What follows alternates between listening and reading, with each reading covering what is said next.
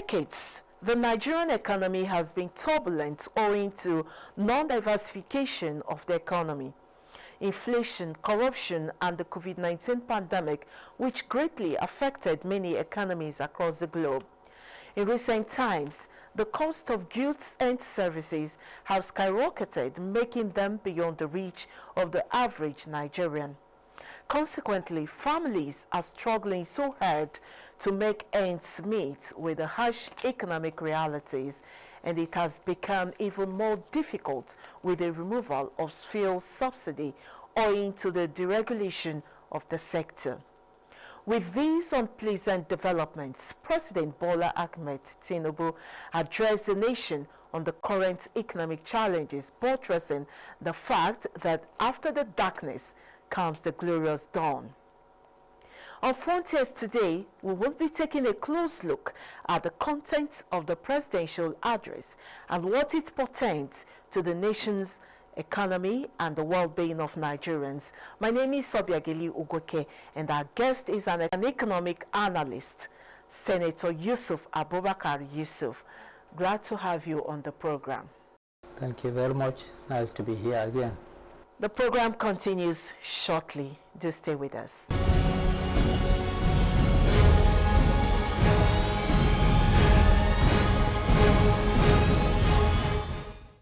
Senator Yusuf, once more, you're welcome. Thank you very much. Now, the president, at a meeting with leaders of the organized labor, has promised the immediate restructuring of framework for engagement and commencement of production at the Port Harcourt refinery, and they said by December this year it will be ready. So what's your take on that? You see, the president that we have today, has never in the past planned for something and he did not succeed over it. And I believe this one will not be different. Once he's been given the right environment, the right cooperation, the right consultation, I'm sure it's achievable. Before the end of the year, the Port Harcourt refinery will come on board.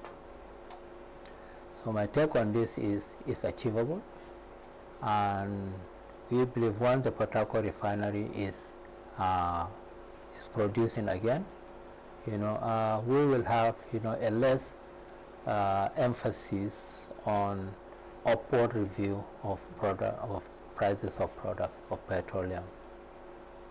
Okay, the president also in his address outlined key measures being implemented to cushion the effect of removal of fuel subsidies and the stoppage of the preferential exchange rate system. Most importantly, agricultural land investment, which is 200 billion and will be invested into cultivating rice, maize, wheat and cassava on 500,000 hectares of farmland. What do you make of this? You see, what the president is trying to do is let Nigeria survive, because we are in a very, very difficult situation, very, very challenging situation. That is why we need, all hands, really, with new ideas that is coming on board to salvage, the economic production of this country. Land, we have it. Even funding, we have it. But it has to be a very, very, private sector driven. Let the government provide, the necessary environment for the private sector to strive to produce more with the kind of arable land that we have in this country. So, we are in the right course, and I believe, once we, the citizens of this country, back it up, and the industry also back it up, it is achievable what he has planned to do for this country. President Tinubu also touched on affordable food initiatives. He says he ordered the release of 200,000 metric tons of grains and also providing 225,000 metric tons of farming inputs to ensure food prices remain affordable.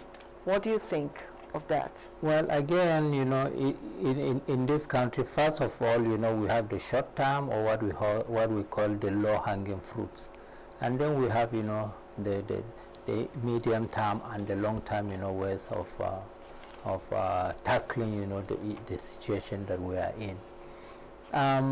Providing, you know, these palliatives in terms of providing grants, it's certainly, you know, going to douse, you know, the difficult that the vulnerable, you know, of our population that have. And also, you know, the fertilizer. Once the fertilizer and the inputs, you know, are available, and then adequate security is provided, you know, on our farms, you know, certainly, you know, the farmers are going to work towards producing more and more. By the time, you know, they go into full stream in terms of farming, you know, on our farms. So in the meantime, yes, you know, douse the tension, reduce, you know, the sufferings of our people, you know, in terms of providing, you know, something for our poor and vulnerable, you know, to work on. Now, let's take a look at other factors contributing to inflation. Another thing which affects the cost of foodstuff as well as goods and services is transportation. As we all know, once there is hike in transportation fares, it trickles down to the prices of foods, prices of other commodities as well as services. But the president rightly says that affordable mass transit will be put in place. But now, most Nigerians are worried. Going by past experiences, sustainability has always been a major problem. How do you think this can be well managed? Well, I agree. You know, in the past we have all these kind of issues because it was not planned very, very well. For me, like I said, let it be a partnership between the private sector and government.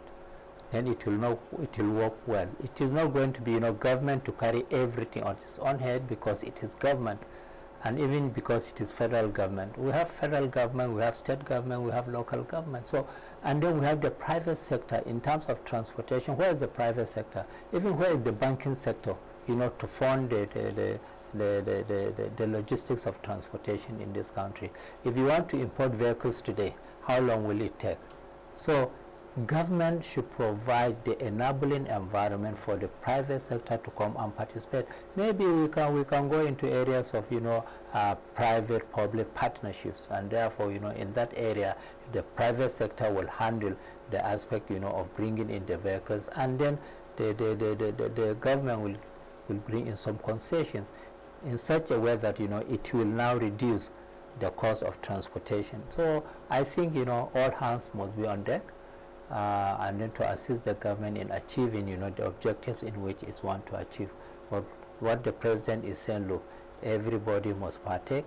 He feels for us, he feels the pain, but this thing has to be done so that, you know, we prepare for the better future of our population.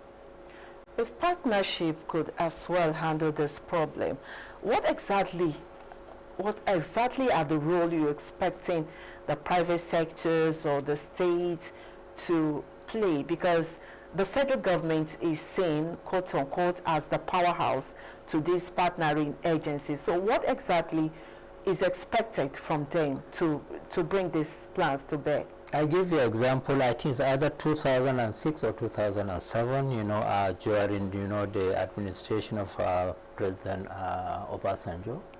And when, you know, His Excellency, the former governor of Kaduna State, who was the minister in FCT, you know, I was part and parcel of the arrangement in which, you know, the transportation sector of this of the FCT will be taken off effectively. There was a partnership between the private, you know, and the public, and it started well.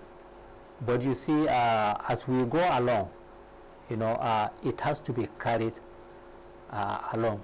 So, like I said, everyone must partake in this. So the private sector, they will arrange their own funding. They will bring in the vehicles. Then, you know, they will be the concessionaires.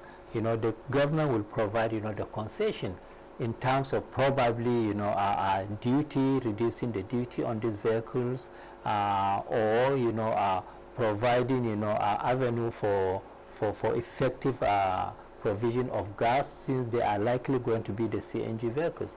That means the gas operating vehicles. So I think it will be, an effective way of doing it. We have learned in the past, our mistakes. So probably, this is the time that we, with the kind of president that we have, who does not want to do firefighting, we want to do a structured, a planned way of doing things. I think, we are going to get it right this time. Mr. President also touched on establishing an infrastructure support fund to allow states invest in critical infrastructural areas. As an economist, how will this help to strengthen the nation's economy?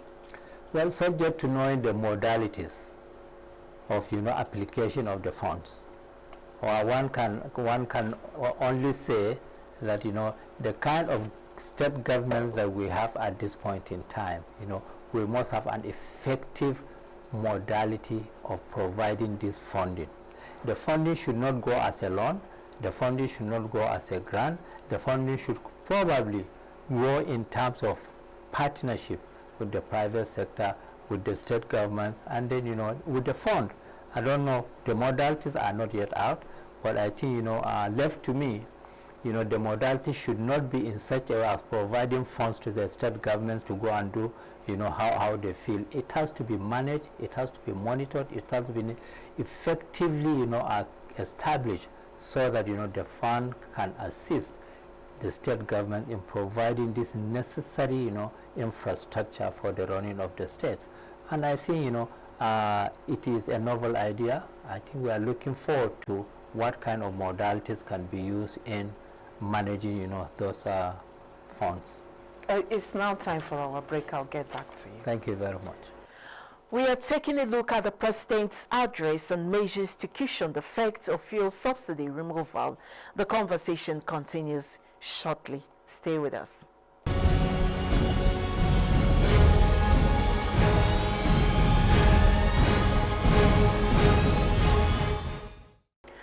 You're welcome back. Now, Senator Yusuf, turning to MSMEs and nano business investment, the President also said that 125 billion naira will be injected into micro, small, and medium-sized enterprises, SMEs, and nano businesses, with also to benefit from this. What do you make of that? Well, again, 125 billion, yes, is not small amount of money. And then we are talking about small, medium enterprises. And we should avoid a situation of doling out the money. That is where my problem is. Currently we have what we call the microfinance, bank, a nasal microfinance, which is handling, the medium, small and medium enterprises. We also have, the Development Bank of Nigeria doing that. We also have the Bank of Industry doing that. We also probably have the Bank of Agriculture, handling. So all these things, have to be harmonized. They have to be created in such a way that these funds will not just go there to be assumed that it is it is a government, what do you call it, a government loan, or a government grant. The structure must be better prepared than what it is happening at this point in time. So that is why we should not do in a panicky way. We should not do, in a situation whereby people will feel that, yes, we are getting our own national cake. No. The medium, the micro, small and medium enterprises, should be, our own, our growth model, because they contribute, are greater than certain sectors of the economy in terms of our GDP.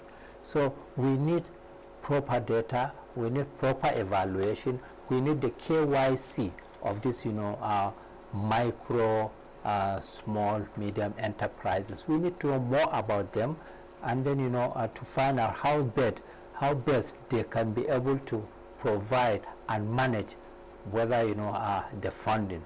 So I think that is where the government should be very, very cautious about it. Already it is happening. I don't know how much, the National Microfinance, bank has given out. I don't know how much it has recovered. I don't know how much, how the Development Bank of Nigeria is managing, the microfinance, and I don't know how the Bank of Industry is also doing it. So, but I think we need to restructure.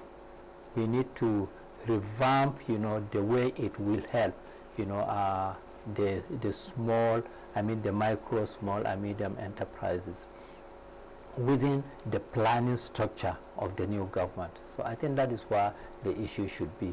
Plan, KYC, understand them, identify, the critical sectors of the economy where you want, this thing to work. Yes, agriculture, no doubt about it, industry, no doubt about it, but they should be the engine growth as well. For the manufacturing sector, the president rightly says that between now and March 2024, his administration will inject about 75 billion naira to manufacturing sector, and this will target 75 enterprises with access to 1 billion naira credit at 9% per annum.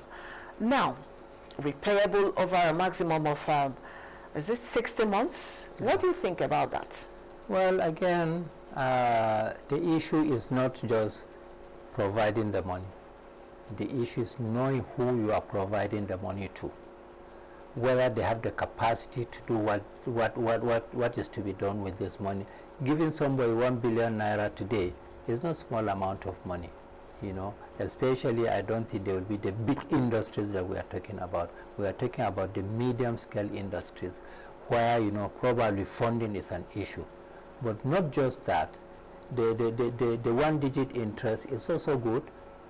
It's also, going to help, it's going to assist as well, so long as the KYC is excellent and we do it. So knowing who you are going to give that money to, providing the environment, the participation of that is why I'm talking about the participation of the private sector. Government is saying that, look, we are bringing this money, we will also provide enabling environment for you to use this money effectively and efficiently. So I think that is the way to go. So, but we must know, we must have a due diligence, the KYC, that is know your customer, of these industries. And again, we have to be very, very careful in terms of, our exchange rate. Most of our industries may depend, on the imports of their raw materials. So we have to be very, very careful in terms of bringing the money in. Then how are we going to manage, the import? Maybe government can give concession on import duties for this, our industries, so as to further reduce, their tax cost. Maybe also they may be giving, some tax holidays and what have you. So all what I'm trying to say is that, it has to be, a whole arrangement, for the industry to effectively, tie in with the government policies and then move forward. Let's take a look at business tax relief. President Tinubu signed 4 executive orders suspending and deferring specific taxes aimed at boosting the manufacturing sector. What do you make of this? Well, again, like I said, tax holidays or reducing the tax, probably, the orders, is also look at the double multiple taxation, and therefore, there are some that, are going to be, conflicting with one another. They are going to be too expensive for the industries to handle. So I think, he has already established, a committee to handle the reform, of our taxation, in this country, just like some other countries of the world. So I think, he is trying to say, well, let us look at the taxation of these industries and then see how is it going to be helpful, how is it going to reduce, or how is going to provide, impetus into industries, entrepreneurs coming in. So For me, I think it's a wonderful thing. It's a good thing, but it should not be open to abuse. Before I let you go, let's take a look at the national minimum wage. The president talked about a review of the national minimum wage, providing a salary boost to Nigerian workers, which one of the things put forward by the organized labor. What's your take? You have seen the reactions, you've seen the plan for industrial actions, and what have you? Well, thank you very much. From my own little knowledge of economics, there are probably about three main markets. What we call the product and services market, we have the financial markets, and at the same time we have the labor market. Since the time of structural adjustment program in 1985-86, how many times have we, increased the salary of the people working in the productive sector and the government? How many times? So while the other markets have been liberalized, the labor market has not been effectively liberalized. I'm not saying that open market give money to everybody.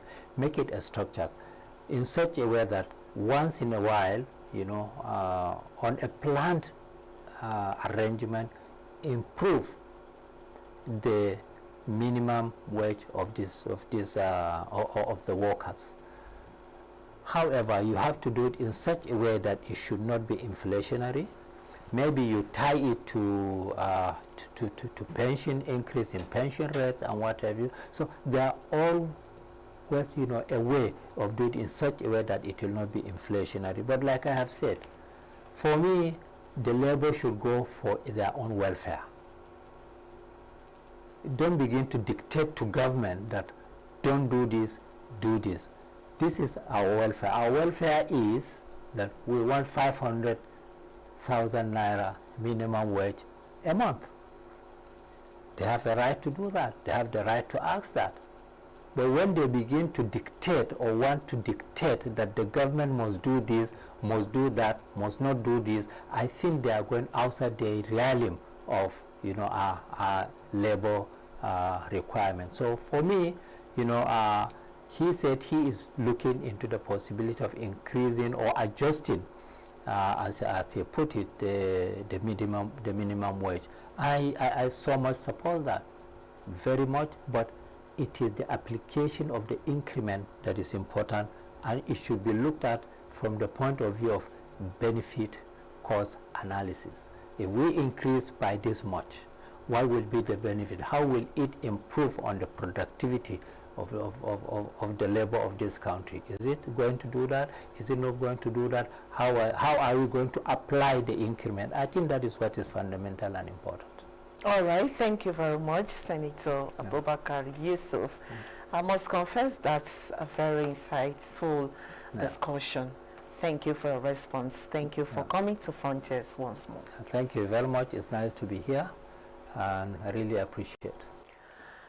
On this edition of the program, we examined contents of President Bola Ahmed Tinubu's address and what it portends to the nation's economy and the well-being of Nigerians. Thanks for your time. My name is Sobiageli Ugoke. Bye for now.